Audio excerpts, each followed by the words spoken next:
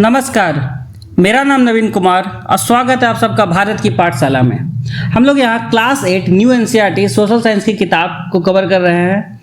ये इसका चैप्टर 5 है, कॉलोनियल एरा इन इंडिया। इसके पहले पार्ट 1 इंट्रोडक्शन वाली वीडियो आ चुका है। अब हम लोग अगला टॉपिक जो है यूरोपियंस इन इंडिया, उसको पढ़ने जा रहे हैं कि अब यूरोपियंस भारत में कब आना शुरू किए और उनका क्या इम्पैक्ट रहेगा, वो उसके बारे में हम लोग पढ़ेंगे इस पार्ट में। तो देखिए, भारत जो है ना, वो विदेश वाले जो देश हैं उनके साथ ट्रेड बहुत पहले से कर रहे हैं। ग्रीक है, रोमन से 2000 साल पहले से उनके साथ ट्रेड कर रहे हैं और फ्रेंडली रिलेशन हुआ करता था। भारत में बहुत सारा गुड था, स्पाइस था, कॉटन था, आइवरी आपके हाथी के जो दांत हैं उन्हें आइवरी कहा जाता है। जेम्स हो गया, सैंडलवुड, टीक वुड और वुड स्टील। वो स्टील तो बहुत ज़्यादा डिमांड में था मेडिटेरेनियन वर्ल्ड में, बहुत अच्छा भारत में इसको बनाया गया था, बहुत ज़्यादा डिमांड में था। लेकिन 16th सेंचुरी के बाद से क्या होने लगा ना, अब यूरोपियन देश भारत में आने लगे। ठीक है, यूरोपियंस आने लगे और इंडिया उसमें बहुत ज़्यादा रिच था, कल्चर में भी, पैसे में भी। और इंडिया जो है उस समय ऐसा माना जाता है कि जीडीपी का 1/4 यहाँ पे कंट्रीब्यूट कर रहा था, जो कि चाइना के शेयर के इक्वल था। मतलब ऐसा समझो कि दो एकदम टॉपर थे वो इकोनॉमिक मार्केट में, भारत और चाइना उस समय। India's prosperity and European interest. European traveller जो थे 16th सेंचुरी में आए, इंडिया को फ्लरिशिंग डिस्क्राइब किए, मतलब बहुत ज़्यादा बढ़ता चढ़ता बताएं। और उन्होंने नोटिस किया कि इंडिया का मैन्युफैक्चरिंग तो बहुत स्ट्रांग है, बहुत डाइवर्स फार्मिंग होता है, लार्ज ट्रेड नेटवर्क है। और इतना ज़्यादा पैसा देखकर वो उनके आंखें चौंधी आ गई यूरोपियंस का, कि इतना ज़्यादा पैसा, इतना ज़्यादा तरक्की तो हमने अपने देश में देखा नहीं, कि इतना अमीर है ये लोग। तो वो एकदम पगला गए कि अब हमको यहाँ तो रूल करना है। तो फर्स्ट यूरोपियन पावर यहाँ पे जो आए पोर्तुगाल। इस चीज़ को देखते हो, पोर्तुगाल यहाँ पर आए। वास्को डी गामा के बारे में हमने सबने सुना है कि सबसे पहले भारत की खोज की 1498 में। तो भारत की खोज करने के यहाँ पर मतलब यह है ना कि समुद्र के थ्रू जो है ना भारत कैसे पहुँचा जाएगा, ये यूरोपियन देशों को नहीं मालूम था। उनको ये मालूम था कि लैंड से कैसे पहुंचा जाता, सी रूट से अरब होते हुए उनको जाना पड़ता था। लेकिन उनके में बहुत टैक्स देना पड़ता था, अरब जो रूलर थे बीच में आ जाते थे, उनको बहुत टैक्स देना पड़ता था, उनको उतना पैसा नहीं बच रहा था। तो वो लोग कोशिश किए कि हम समुद्र के थ्रू कैसे जाए, जहाँ हमको अरब से होके हुए नहीं जाना पड़े। समुद्र के थ्रू किसी को रास्ता नहीं मालूम था, तो यहाँ वास्को डी गामा को भेजा जाता है पोर्तुगाल में। वहाँ के राजा भेजते कि जाओ पता करके लाओ। तो पता करने के लिए वास्को डी गामा यहाँ पर अपने आते हैं, बहुत मेहनत से पहुँचते हैं, बहुत तूफान आता है। फिर वो पहुँचते हैं कप्पड़। ठीक है, वो कोझिकोड, आज का जो केरला है वहाँ पे कोझिकोड जगह है, वहाँ के आसपास वो पोर्ट पे पहुँच जाते हैं मई 1498 में। और वहाँ जब आते हैं ना तो वो उनके साथ बहुत अच्छे से पेश लोग आते हैं। उनका जो पहनावा था यूरोपियन था, ऐसा किसी ने उसमें देखा नहीं था उस एरिया में। सारे लोग उसका बहुत अच्छे से स्वागत करते हैं। और यहाँ पर वास्को डी गामा गिफ्ट वगैरह भी लेकर आते हैं कि राजा के लिए, कि आपके लिए हम गिफ्ट लेकर आए हैं। लेकिन उस वक्त भारत इतना अमीर था, वहाँ पर जो गिफ्ट दिया भी जाता था ना वो बहुत ज़्यादा लेविश दिया जाता था। ये उनका जो गिफ्ट था उतना अच्छा, मतलब बहुत चीप लग रहा था देखने में। तो वहाँ के बहुत सारे लोगों ने बोला कि क्या मतलब इस तरह का गिफ्ट लेकर आए हैं। तो और उसमें इस बात को थोड़ा एग्रेसिव हो गए आपके वास्को डी गामा। ठीक है, और उसके बाद उनका रिलेशन उतना कुछ खास रहा बना नहीं, फिर वो वापस लौट गए। लेकिन 1502 में वो वापस आए और 1502 में जब वापस आए तो उन्होंने बहुत मारकाट मचाया।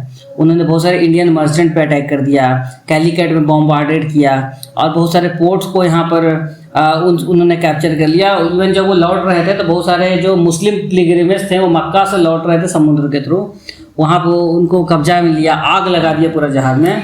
तो बहुत ज़्यादा तबाही आपके वास्को डी गामा ने यहाँ पर फैलाया। तो ये बहुत मतलब खूनी कह सकते हैं आप वास्को डी गामा को। और वो जब आते हैं पोर्तुगीज, उसके बाद फिर लड़ाइयाँ कुछ लड़ते हैं और भारत में गोवा को अपना कैपिटल बना लेते हैं। वो जानते थे कि हमें कैपिटल बनना जरूरी है और एक एरिया को जैसे अपने अंडर में लेते हैं उनको ट्रेड वगैरह करने में आसानी पड़ता है। और देखिए पोर्तुगीज ने क्या किया, पोर्तुगीज ने कार्टेज सिस्टम लेकर आए। कार्टेज सिस्टम अब यहाँ पे क्या है, कार्टेज सिस्टम जो है ना पास है। कार्टेज मतलब पास होता है, मतलब अब अरेबियन सी में जो भी जहाज को जाना है, बिजनेस के लिए जाना है, क्या के लिए जाना है, अब उसके लिए पास बनाना पड़ेगा। वो पास कौन बनाएगा, पोर्तुगीज बनाएंगे। ठीक है, आपको उनसे पास लेना पड़ेगा, उस पास के बदले आपको पैसा देना पड़ेगा। और कोई भी जहाज अगर बिना पास के वहाँ पे पाया जाता है उसको सीज कर लिया जाता था।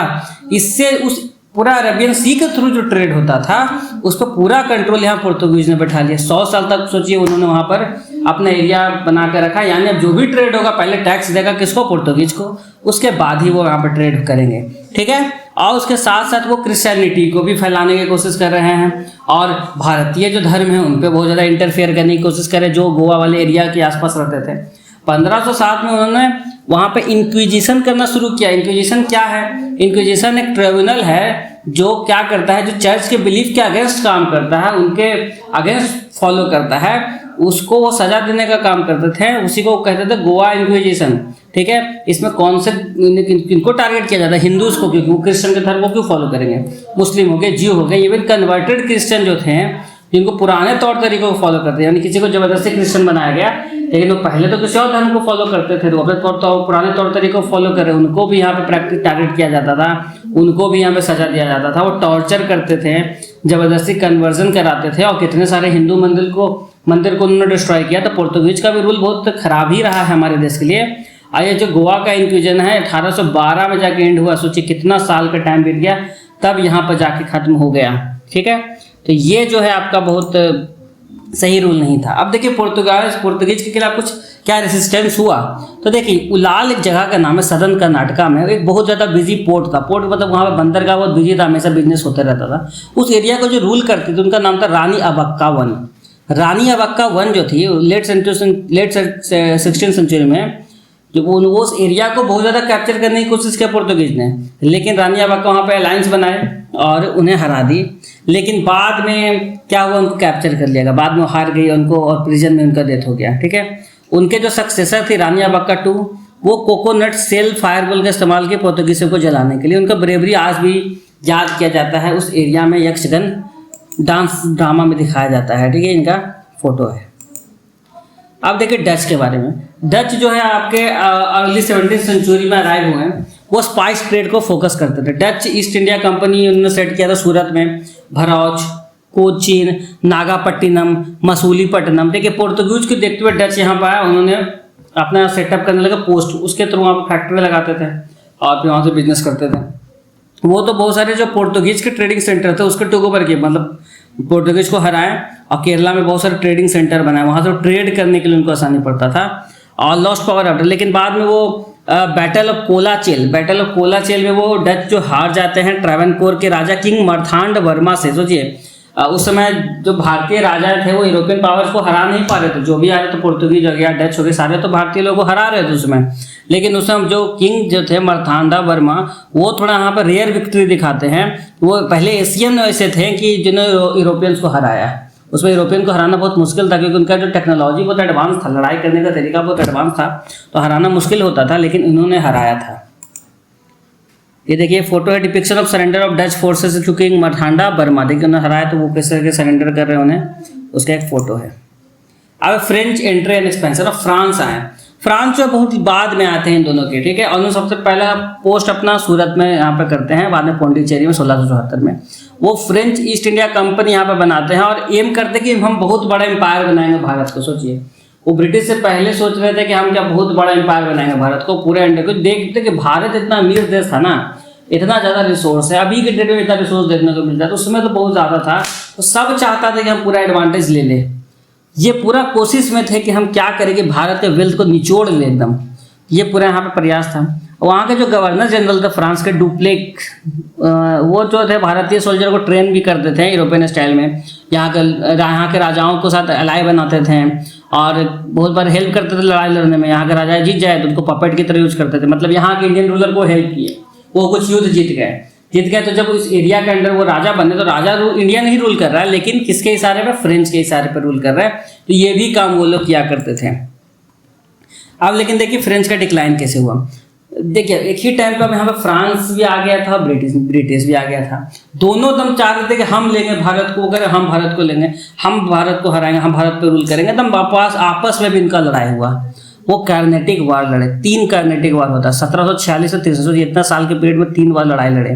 ठीक है, और यहाँ पे डुप्लेक्स तो स्टार्टिंग में तो जीत गए, मद्रास को अपने अंडर में लिए 1746 में, लेकिन बाद में फ्रेंच जो हारने लगा ब्रिटिश से। बाद में ब्रिटिश और ताकत से लड़ा और यहाँ पर फ्रांस को हराया। ब्रिटिश जो है बहुत सारे इंडियन रूलर को अपने साथ मिला कर लड़ाई किया और धीरे धीरे हरा दिया। उनके टेरिटोरी कम होते गया, फिर पौंडीचेरी ही सिर्फ बचा और छोटे मोटे एरिया सबके बचे।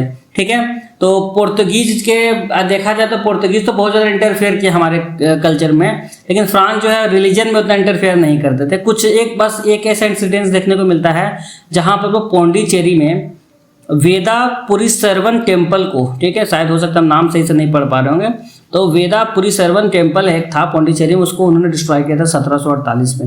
ये भी प्रेशर में आए थे जेसिट एंड डुप्लिक्स के वाइफ के। तो बेसिकली वो ज़्यादा इंटरफेयर नहीं कर रहे थे रिलीजन में फ्रेंच वाले लोग, ठीक है, लेकिन ज़्यादा वो रूल नहीं कर पाए और ब्रिटिश के द्वारा ही हार गए, तो भारत में एक्सपैंड नहीं कर पाए, ठीक है। ये देखिए यहाँ पर क्या फिगर 1764 में plan of Pondicherry showing the city enclose in fortification and grid planning the large structure facing the sea at the bottom was the fort. देखिए ये जो वो किला बनाते थे उनका एक मैप है, आप देख सकते हैं, ठीक है।